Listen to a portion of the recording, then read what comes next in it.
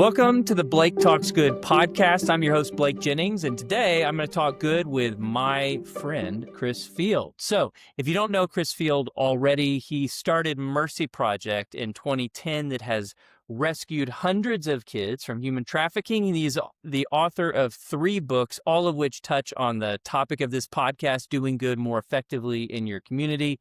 He's a renowned speaker and lecturer up at Texas A&M, the business school. He's now on our College Station ISD school board, which is fun for me as a parent with kids in our school district. And fun fact, he wrote the most viral ice cream review in the history of the internet. We'll have to have you back on to tell that full story. That's crazy. It's a fun story. And ran for mayor of your town at 19. Right? This town. College Station. There you go. Yeah. So Chris has done a lot of amazing things. I wanted to have him on because he not only founded a nonprofit, but has, you've consulted for a lot of nonprofits. When I was starting OnRamp, Chris was one of the people that I met with to give me ideas, to help me figure out how to do this thing that felt insurmountable effectively. I think he's coached a lot of people in how to take a good idea that you kind of have in your heart, you have a motivation to do it, and actually get out there and do it, which, I mean, that's hard to actually make that jump. So, Chris, what I'd like to start with, you founded Mercy Project back in 2010.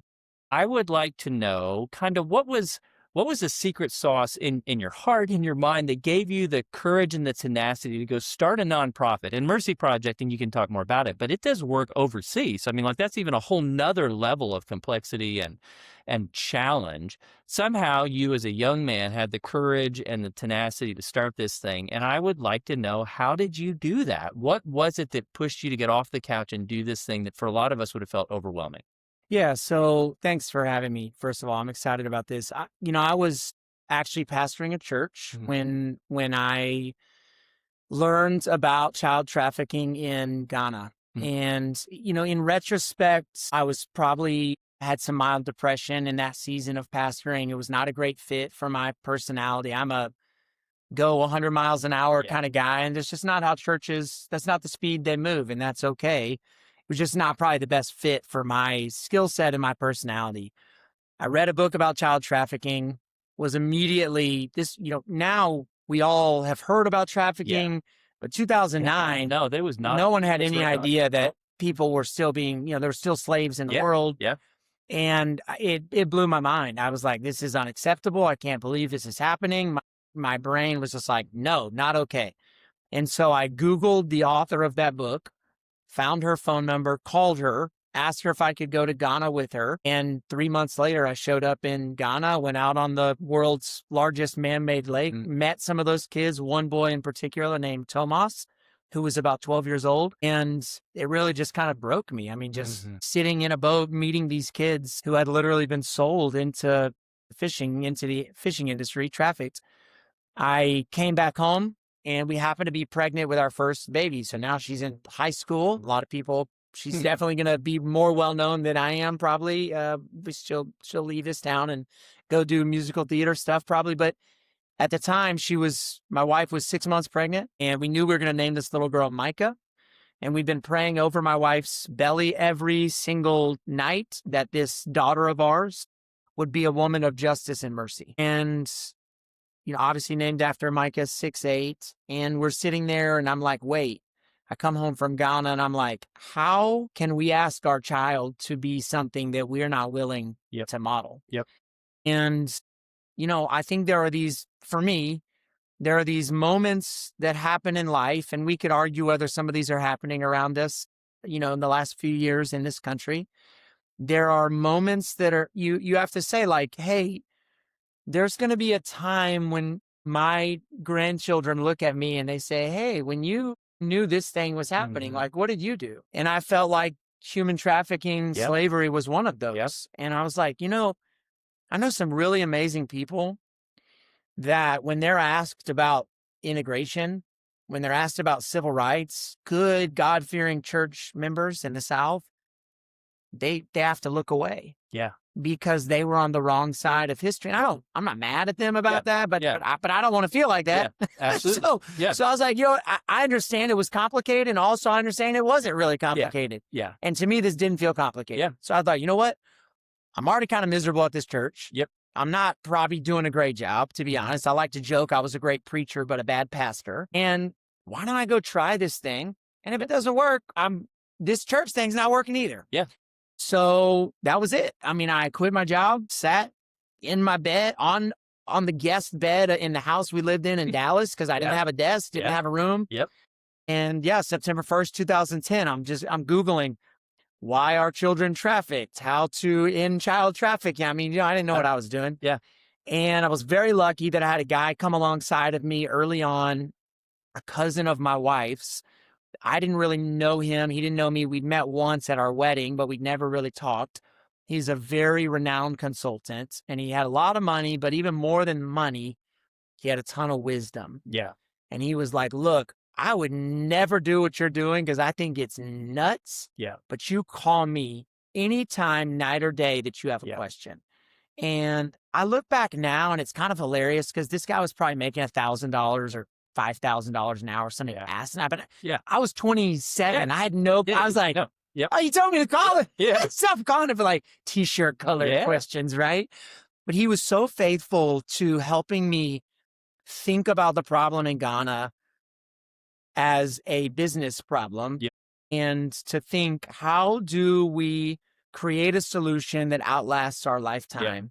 And so that's what, it took a while. It took a year or two for us to really get it off the ground, of course, but we ended up teaching the villagers that owned the children how to fish without the labor of the children. Yeah. That's what I love about your project. It's not just taking the child out of trafficking, but it's also helping those who traffic to have no reason to want to traffic. There's no need for that. And the story I always tell that made that so meaningful was that the very first village we ever worked in, it was September 2012.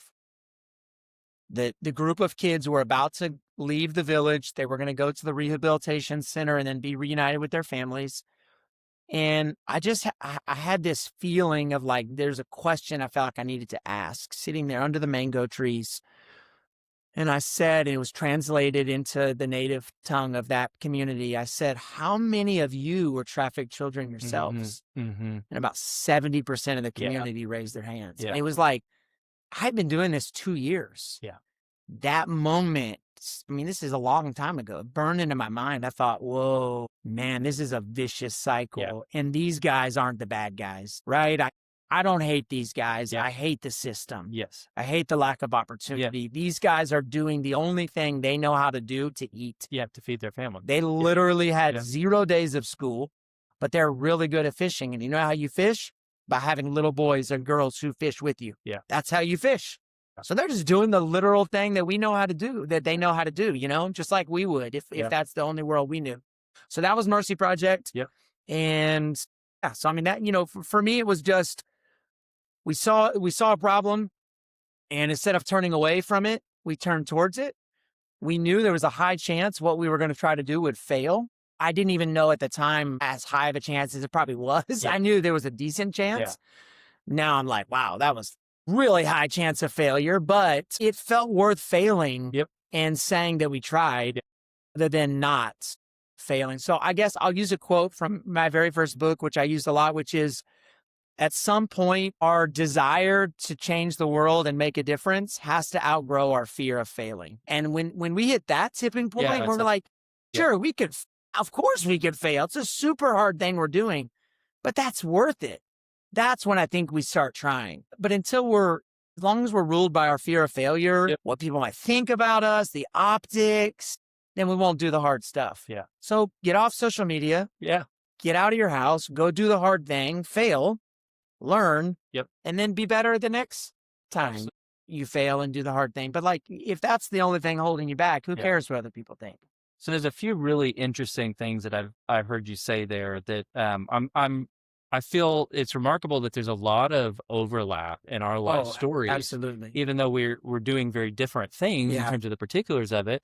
First of all, who knew how many people have started a nonprofit out of depression? Yeah, certainly. It was certainly, I'll talk about that in a future podcast, but I think that maybe God makes us a little discontent.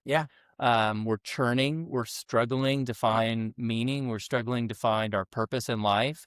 And maybe it creates such discomfort that we're ready for the crazy leap of faith that is starting a nonprofit. I mean, again, I wasn't diagnosed or anything back then. I wouldn't even have the language. Just looking back at the way I felt, Yeah. the things that have loved my whole life that I didn't love in that season, like Yeah. running. It's the Yeah. only time in my entire adult life that I haven't run was when I was the pastor there. And so I think for me, it was like, well, I don't know what it is, but this ain't it. Yeah. So like, Well, and like you let's said, find something. it increased your motivation to 100%. get off. I like how you put, so you want to increase the motivation, the almost the desperation to do something, while at the same time decreasing the fear factor that holds you back. And I like what you said there. I think a lot of people overestimate how devastating failure would be in any space, 100%. for-profit, nonprofit, church world, charity world, whatever it might be. Like, failure is like a normal part of life. And no one cares. It's like, it's going to be okay if it fails. Just try it. Just try it. We are so convinced that everyone's watching us. Yeah. No one cares. Yeah. Like the middle school boys would say now, like, we are not the main character in anybody else's story. Yeah, that's right. And everybody else's story. No one cares. Character. That's right. So like we think, well, if I fail, it's like, nobody cares. Yeah. Like nobody's watching you that closely. So if you can look at yourself in the mirror and be okay with your failure, then go. The other thing that I really want to point out for our listeners is how, for both of us, there was a connection with a real person who faced the problem that we've been called to serve, rather than a statistical or research-based thing. So for you, it was Thomas? Yeah, Thomas.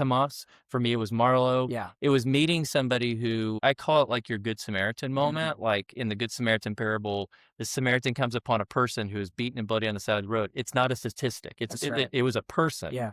And it was down to him and that person. And I think for both of us, we had a moment where we realized, I'm looking at a person who is made in the image of God, but who will not be able to escape this desperate situation unless I do something. Like I have to step up. There's not we're not waiting on some cavalry to ride in and fix it. It really comes down to my moment to step into this. So I think that's one of the things that we can encourage people to do, is just take that first step and meet someone and see what your heart does in that moment. Whether maybe you could be the Good Samaritan to that person, and just do that first step. And maybe that will lead to founding a charity.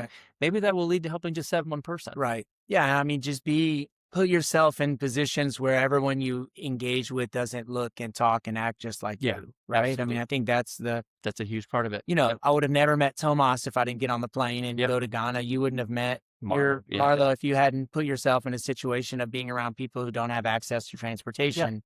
So, just ask yourself, I think, like, when's the last time I was around people that don't think and act and talk like me? Not because you want to go save them, but because they're going to teach you something about yourself.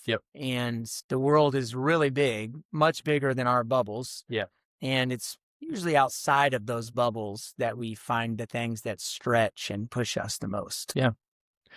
Well, my second question for you, you obviously are somebody who has stepped up in an amazing way. I'm curious, though, a lot of people in our community. So give us, just for a couple minutes, give us your hero story of the day. So who's somebody that you've seen in our community who can be an example to us of seeing a need and stepping up in a sacrificial way to meet that need? Yeah, I mean, we live in an incredibly generous community. Really. So it's like I had to narrow down who, but when I think there's a lot of people who show up and we start the thing and then we're like, this is good. And it's kind of hard because it's like peeling back an onion where it's like, oh man, I did the thing, but then now there's 5 more things. And that's where I see a lot of people sort of say like, I've done enough. And I think that's better than doing nothing. I don't want to minimize that, but I'm drawn to the people who, when they get in the pit, they stay in the pit. And they don't let the complexity scare them away. And with the person I thought of was a lady in our community named Esther Miranda, who has a background in education, principal, and now she runs this incredible organization, Sweet Oak Collaborative, where she's like, they're really in it with people. I mean, a couple of days ago, she was just reminding people in her circle about how hard it is on the poor when it's cold. And, I even think of people like her on days like the ice day, that we had at one point, where it's like, that's a fun day for kids with a lot of clothes and a heater and parents who can take off work to play with them. Absolutely. It's not a fun day for kids whose parents still have to go to work or maybe don't treat them really great, or kids who don't feel safe at home, or don't have a lot of clothes, or don't have heat. And Esther really personifies to me somebody that she got into the pit and she didn't say, my gosh, this is too much. She said, wow, this is a lot, and I'm going to need to rally more people because this is deep. And also, this is where the kingdom of God is here in the mess. And I'm not going anywhere. And these people know I'm not going anywhere. So she's the first person I thought of. I love that. Seeing her and her organization step into, let's create a warming center here in Bryan College Station. When, I mean, for those of you who look up her organization, it's not by any means the largest. Oh, it's very small. It's very small. Yeah. And so, this would have been a moment for a huge charity or church in town to step up. Easy. And nope, it's Esther. And she's going to jump in there with limited resources and make a tangible, life-saving difference. Yeah, I mean, a lot of the things they're doing are literal hundreds of dollars. Both the organizations we run are much larger and have, access to more resources. And she is the very definition of someone doing the most with the least. Amazing. And doesn't complain about it. No, I've never seen her get on social media and complain or say, why aren't y'all doing this? She just has this very tender spirit that's like, this is right. And so I'm going to keep saying it, and hopefully people will step up. So if you're here in Bryan College Station, follow Esther Miranda, Sweet Oak. She's awesome. Amazing. All right, next question coming as a parent. I have two 16-year-olds at Consol High School. You are now in the College Station Independent School District. Congratulations on that. Really glad to have you in leadership of the school district that my kids go to. I want to ask you, how can parents in the school district be better advocates for kids? And I'm saying specifically for kids rather than for their kids, because for you guys who are listeners, if you're parents, it's relatively easy and natural to be advocates for our own children, to look out for what our children need, which is wonderful and is important to do. What I worry about is there's a lot of kids in our district who don't have nearly the amount of advocates in their lives, maybe single parents, maybe foster, whatever it might be. Maybe their parents are working all the time, just trying to hold things in, just can't be quite the same level of advocates. Or maybe they're kids who have a special need, like a disability, or coming from homelessness or poverty. I think the transition that I'm getting really hung up on is I wonder, how can we help parents in our district or any school district make that pivot in their minds from being an advocate of their kids to being an advocate of all kids, including their own. I'm not asking parents to not advocate for their kids, absolutely. But how do we help parents like myself pivot from thinking about just our own kids' needs, or at least maybe the kids that are in our little kids' circles, to really thinking about all the kids in our district, especially those who are the least likely to be championed or to have the greatest needs? Yeah, so although I am on the school board, I'm going to speak as a community member because I have to be cautious about what it feels like I'm saying on behalf of the board. Speaking as Chris Field, I would say, one, recognize we have 14,000 students in this district, and almost half of them are what would be considered low socioeconomic. And I think that surprises a lot of people. Over 40% of the kids in this district are from low-income families.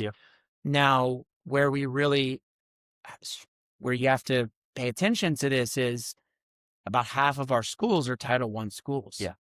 So if your kids are at a school that's not a Title I school, you don't see what it's like. And so what I would say is, one, look up the demographics of your kid's school and understand what kind of classmates and peers your kids are going to school with. And if you happen to see that your child is going to a Title I school and you just didn't realize it, or you hadn't paid as close attention because their bubble didn't feel like it, I guarantee if you ask their teachers, hey, our family loves anonymously, quietly, making sure every kid in the class gets a similar experience, what could we do practically? They're going to have answers for you. Those teachers know those kids and they pour into those kids. There's also opportunities, like when you think about just the way we talk about education, and I try to be cautious. Know we have a variety of listeners, but it's pretty indisputable factually that public education is kind of under attack in the state of Texas. I mean, I think there's enough data that says there's people, there are people in power that believe public education is not the best solution, and giving people more options is better. And it may be for people who can leverage their options. Exactly. But there's a lot of people who can't, like Yep. those 40+% of kids in the district, which represents almost 7,000 kids that aren't going to probably be able to do much of anything other than show up at the school that they're told to show up at because their moms are working so many hours that there's just simply no that's time. not as they can get to on a bus. And so I think just like being more aware of, especially for your faith-based listeners, even if they are choosing homeschool for their own kids or private school for their own kids, it is a compassionate decision to remember that many, many families in our community, if there's not strong public schools, the chances of them failing are exponential. Yeah. And I think there are people who are like, well, we're not really in public schools, so it doesn't really affect us. Like, well, if you follow Jesus, then, and you believe, which I think almost everyone I've possibly ever known would say, like every child deserves a chance. Right. Well, then we need strong public schools because those kids can't bring a partial voucher to go to a private school. Yeah. And our private schools can't handle all those kids. Special services. Yeah. Something like 21% of kids in CSISD have special accommodations of some sort. Yep. Almost no private schools can handle those accommodations. Right.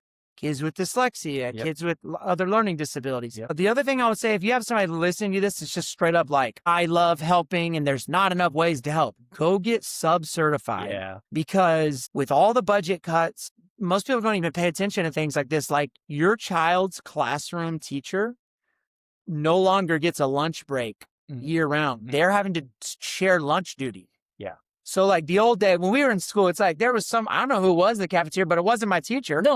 She got to go to the break room. Teacher's lounge. Nope. Yeah. They are now, so even just saying things like, I'm going to go to my kid's elementary school and I'm going to do lunch duty once a week. I'm going to go on Mondays from 11 to 1 and I'm going to just pass out ketchup packets and cut little chicken strips and let the kid know, yes, they can go to the bathroom. Sign up to be a sub. There are classrooms like special needs or life skills more properly.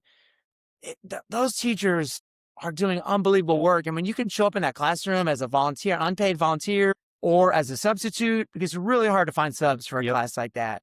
And you get to meet some amazing kids. I did that before I became a school board member. I get to sub in the life skills class. And like, I see those kids around town now and they're like, they remember me. They're so happy to see me. And, you know, it's a beautiful thing to, even if everyone listening or every parent in this district, even you, I would challenge you and Julie, like sub once a month.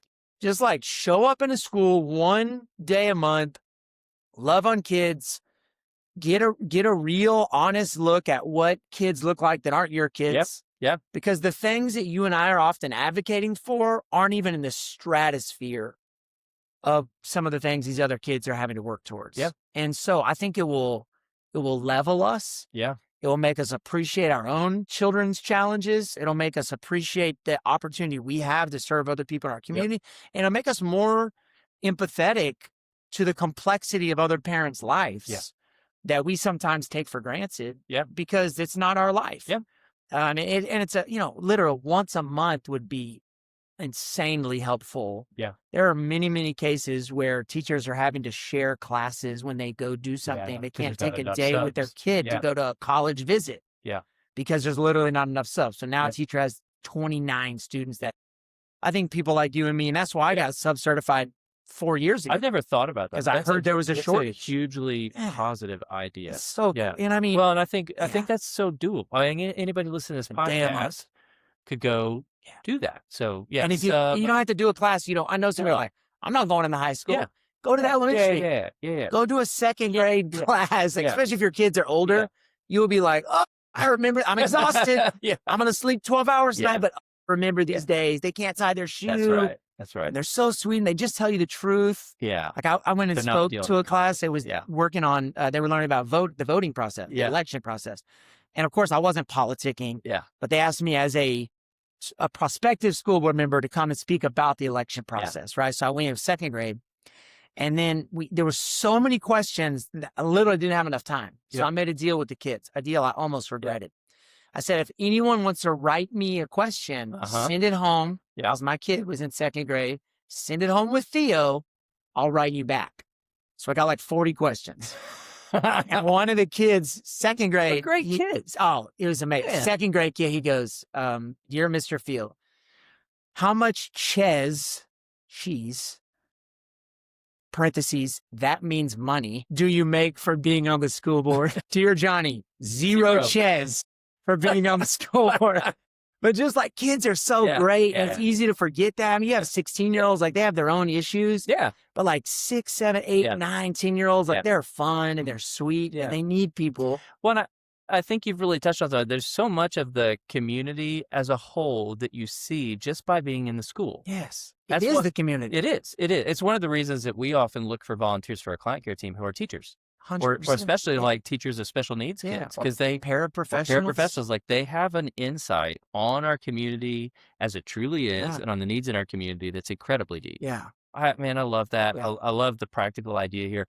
Love the idea for us parents of talking to our kids' teachers, not just about our kids, but about how can we be helpful for everyone in this class. Yeah. Tell me one thing I could do to help a child in this class who may not have the same resources my kid does. Just ask that in August, ask it before Christmas, and then ask in April. And the teachers know. They know every kid. Yep. I love that. All right. Last question for you. You can take us out for this podcast. We are living in a heavy time. Lots of people using the word unprecedented over and over again. Pretty much no matter when you listen to this podcast, it will probably be a heavy time. So it's kind of evergreen in that need. The heaviness that is in our world, it can cause a lot of us to feel very cynical. It can lead to apathy. It can lead to hopelessness. And it can short circuit this good desire that hopefully we have to do good in the world. It's like, why bother? Why try? So you're a phenomenal communicator of motivation. So this is putting you on the spot. I want you to give me your 60-second elevator pitch, not to me, but to somebody, maybe a student or an adult who they innately understand why it matters to do good in the world. They have the, if you will, the philosophy or the theology right about it, but they just feel so hopeless. Why bother? Why even try it?